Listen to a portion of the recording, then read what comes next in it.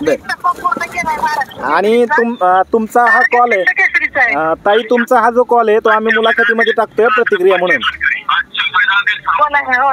हा, आणि आज घरचा साज पळाला, कसं वाटतंय?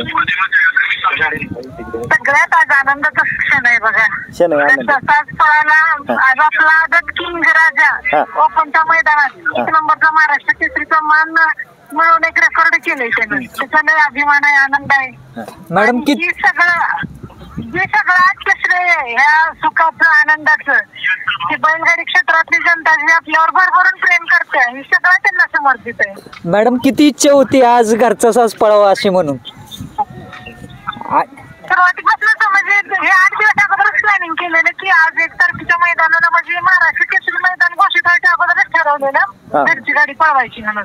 ताई, तुम्ही हिंद केसरी तर झालाच, पण त्याच्याच जोडीला आता एक महाराष्ट्र केसरीचा एवढा मोठा किताब लावलाय, आणि तो पण कदमवाडीच्या मैदानामध्ये, ज्याला अखिल भारतीय बैलगाडी संघटना महाराष्ट्र राज्याने आज महाराष्ट्र केसरीचा किताब बहाल केला.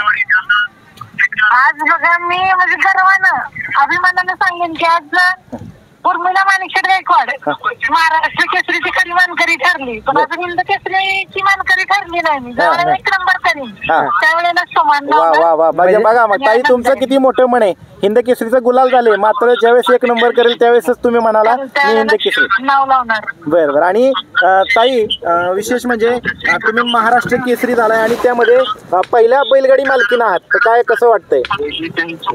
आनंद वाटतोय.